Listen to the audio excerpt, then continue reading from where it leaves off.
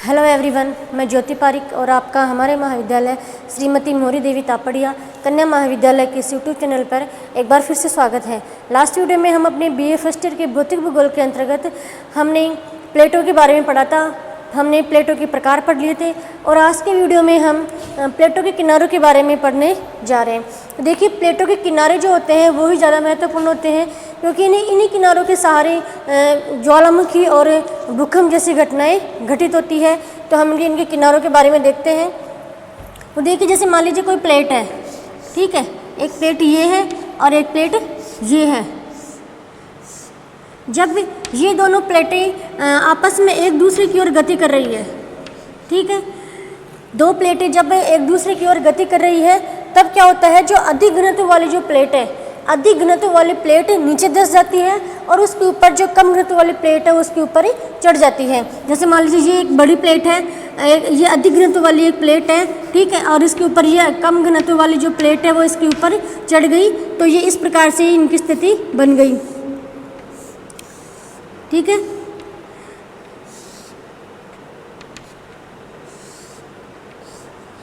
ठीक है, ये प्लेट इसके ऊपर चढ़ जाती है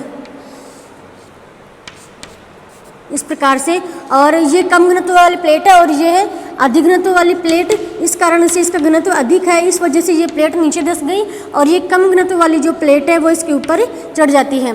फिर क्या होता है कि जो अधिक घनत्व वाली जो प्लेट है वो नीचे धंस जाती है और नीचे धंस के जो पृथ्वी का जो आंतरिक भाग है उसमें यह चली जाती है। और पृथ्वी के आंतरिक भाग में जहाँ पे तापमान बहुत गर्म है, तो तापमान गर्म होने के कारण से क्या होता है कि इसका जो नीचे वाला जो ये भाग है ये पिघल जाता है और ये मैग्मा में परिवर्तित हो जाता है, ठीक है। ये नीचे इसका अधिक तापमान होने के कारण से इस प्लेट का जो भाग नीचे भूगर्भ में चला जाता है वह भाग पिघल कर और मैग्मा में परिवर्तित हो जाता है। और फिर ये जो मैग्मा है वह बहुत अधिक मात्रा में जब इकट्ठा हो जाता है तो यहाँ से ये ऊपर की ओर बढ़ने के लिए ये प्रेशर लगाता है, ठीक है। ये बाहर निकलने की कोशिश करता है और ये धरातल के ऊपर बाहर प्रकट होता है। और जब ये मैग्मा भूगर्भ से जब धरातल के ऊपर आता है तो यह एक ज्वालामुखी के रूप में परिवर्तित हो जाता है। इस प्रकार से धरातल के ऊपर ज्वालामुखी उद्भेदन होता है, ठीक है। जब भूगर्भ का जो मैग्मा है वह मैग्मा जब एक जगह इकट्ठा हो जाता है तो उसका दबाव बढ़ जाता है और दबाव बढ़ने से वह ऊपर की ओर प्रेशर लगाता है और वह धरातल के ऊपर प्रकट होता है और ज्वालामुखी का निर्माण होता है, ठीक है। तो इस प्रकार से जब अधिक घनत्व वाली जो प्लेट है वो नीचे धंस जाती है और नीचे धंसने से इसका जो निचला भाग जो धरातल में जो गर्म है वहाँ पे गर्मी के कारण से वो पिघल जाता है और मैग्मा में परिवर्तित हो जाता है। और फिर मैग्मा जब धरातल के ऊपर बाहर निकलता है तो ज्वालामुखी क्रियाएँ घटित होती है। इस प्रकार से जब ये दो प्लेटें आपस में टकराती हैं, ठीक है, तो इन दो प्लेटों के आपस में टकराव से ज्वालामुखी क्रियाएं घटित होती है। तो इनको हम कहते हैं, इन प्लेटों को हम कहते हैं अभिसारी प्लेट।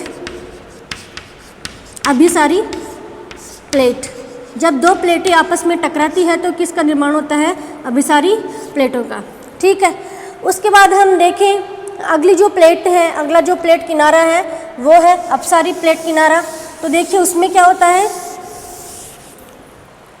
उसमें ये होता है कि जैसे मान लीजिए ये दो प्लेटें हैं, ठीक है, और अभिसारी प्लेट में तो हमने देखा था कि दो प्लेटें आपस में टकरा रही है, एक दूसरे की ओर गति कर रही है, ठीक है, ये हमने पढ़ा था अभिसारी प्लेट में। लेकिन आगे क्या होता है, अपसारी प्लेट में क्या होता है कि ये जो दोनों प्लेटें हैं वो विपरीत दिशा में गति कर रही है, एक दूसरे की विपरीत दिशा में ये प्लेटें गति कर रही है, ठीक है। और विपरीत दिशा में गति करने से क्या हो जाता है, उनके बीच में क्रैक पड़ जाता है, दरार पड़ जाती है और फिर इस दरार से मैग्मा बाहर निकलता है। दरार पड़ने से दो प्लेटें एक दूसरे की विपरीत दिशा में खिसक जाने से बीच में दरार पड़ जाती है और इस दरार से मैग्मा जब बाहर निकलता है तो ज्वालामुखी क्रियाएं घटित होती हैं। और यही ज्वालामुखी जब ठंडे होते हैं तो ठंडे होकर ज्वालामुखी पर्वत का निर्माण ले लेते हैं, पर्वत का रूप ले लेते हैं। तो इन प्लेटों को हम कहते हैं अभिसारी प्लेट किनारा, अपसारी प्लेट किनारा, अपसारी प्लेट, ठीक है। अपसारी प्लेट में क्या होता है कि दो प्लेटें एक दूसरे की विपरीत दिशा में खिसकती है और विपरीत दिशा में जाने से उनके बीच में दरार पड़ जाती है और उस दरार से जब धरातल के अंदर से मैग्मा पृथ्वी के धरातल के ऊपर आता है तो ज्वालामुखी का उद्भेदन होता है और ये ज्वालामुखी जब ठंडे होते हैं तो ज्वालामुखी पर्वत का रूप ले लेते हैं। तो इस प्रकार से हम जब प्लेटें एक दूसरे के विपरीत खिसकती है तो इन प्लेटों को हम कहते हैं अपसारी प्लेट किनारा। ठीक है, उसके बाद हम तीसरा जो किनारा है वो है हमारा संरक्षी प्लेट किनारा। संरक्षी, तो उसमें क्या होता है कि दो प्लेटें हैं, ठीक है, इनमें ना तो ये प्लेटें एक दूसरे की ओर खिसकती है, ठीक है, और ना ही ये जो प्लेटें हैं एक दूसरे के विपरीत जाती हैं। तो इनमें क्या होता है कि ये प्लेटें आपस में सरकती है, ठीक है, ये जो प्लेटें आपस में ऊपर नीचे ऐसे सरकती है। जैसे हमारे ये दो प्लेटें हैं, ठीक है, तो इनमें क्या होता है कि आपस में घर्षण होता है, ऐसे इस प्रकार से ये आपस में ऊपर नीचे खिसकती है। इसके घर्षण से क्या होता है, अधिकतर भूकंप उत्पन्न होता है। अधिकतर जब ये दो प्लेटें आपस में घर्षण उत्पन्न होता है या आपस में पास में आके सरकती है तो सरकने से कुछ हलचल पैदा होता है और उस हलचल से हमें पृथ्वी धरातल के ऊपर भूकंप की अनुभूति होती है। तो इनसे ना तो इसमें किसी प्लेट का नाश हो रहा है और ना ही किसी इसमें यहाँ पे किसी भी पर्वत का या फिर निर्माण हो रहा है। इसमें यहाँ पे केवल भूकंप की अनुभूति हमें होती है। तो इससे क्या होता है कि किसी का भी ना यहाँ पे नाश होता है और ना ही किसी का निर्माण होता है। तो इसको हम कहते हैं संरक्षी प्लेट किनारा। संरक्षी प्लेट किनारा, ठीक है। तो ये हमने पढ़े थे तीन प्लेट किनारों के बारे में। एक था अपसारी प्लेट, एक अभिसारी प्लेट किनारा और एक संरक्षी प्लेट किनारा, ठीक है। इन तीनों प्लेटों किनारों के बारे में हमने पढ़ लिया है। फिर हम उससे आगे पढ़ते हैं कि ये जो प्लेटें, तो अभी तक हमने पढ़ा प्लेटों की जो किनारे हैं उन किनारों के बारे में पढ़ा है कि प्लेटें हमेशा गति करती रहती हैं। तो अब आगे हम पढ़ेंगे कि ये प्लेटें हैं जो आपस में गति क्यों करती रहती है, क्या कारण है कि इनकी गति से अभिसारी प्लेट, अपसारी प्लेट और संरक्षी प्लेट का निर्माण होता है। तो आगे हम पढ़ेंगे प्लेटों की गति का कारण। प्लेटों की गति का कारण। तो देखिए प्लेटों की गति के कारण में हम सबसे पहले पढ़ते हैं पृथ्वी की घूर्णन गति। पृथ्वी की घूर्णन गति। तो देखिए ये आप सभी को पता है कि जो पृथ्वी है जो अपने अक्ष पर 24 घंटे में एक चक्कर पूरा करती है।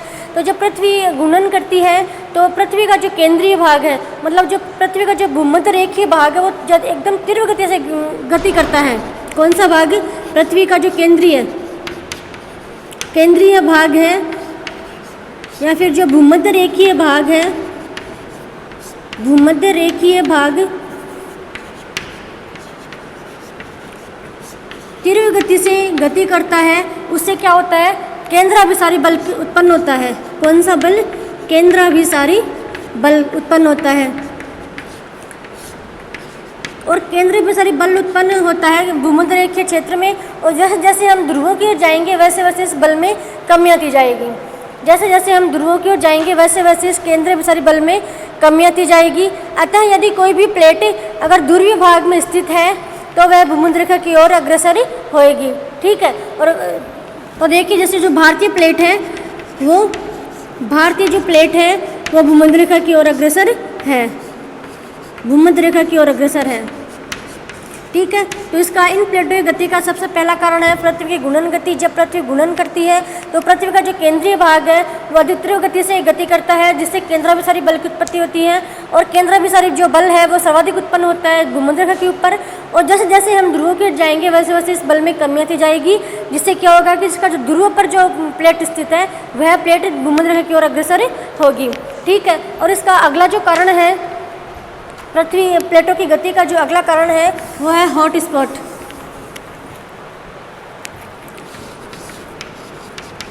Hot spot. तो देखिए पृथ्वी के जो ऊपरी जो भूपर्पट्टी है उस भूपर्पट्टी से नीचे जो मेंटल है उस मेंटल में कहीं कहीं भाग में जो रेडियो एक्टिव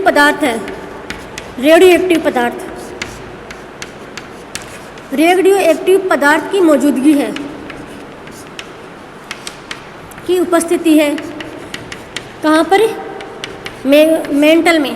पृथ्वी के भूपर्पट्टी से नीचे जो मेंटल स्थित है उस मेंटल में कहीं कहीं कहीं कहीं भाग में रेडियोएक्टिव पदार्थ की उपस्थिति है और इस पदार्थ की उपस्थिति के कारण ही भूतापीय ऊर्जा उत्पन्न होती है, भूतापीय ऊर्जा।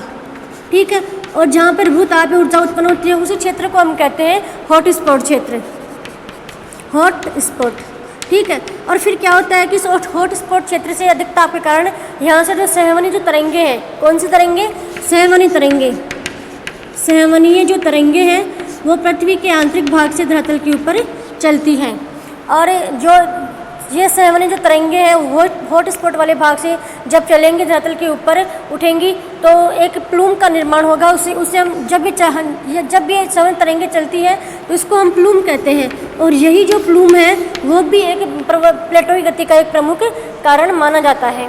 ठीक है, तो आज की वीडियो में हमने प्लेटों के किनारों के बारे में पढ़ लिया है और इन प्लेटों की जो गति है, गति का जो क्या कारण है उस कारणों के बारे में भी हमने पढ़ लिया है और नेक्स्ट वीडियो में हम एक नया टॉपिक लेके आएंगे। तब तक के लिए धन्यवाद।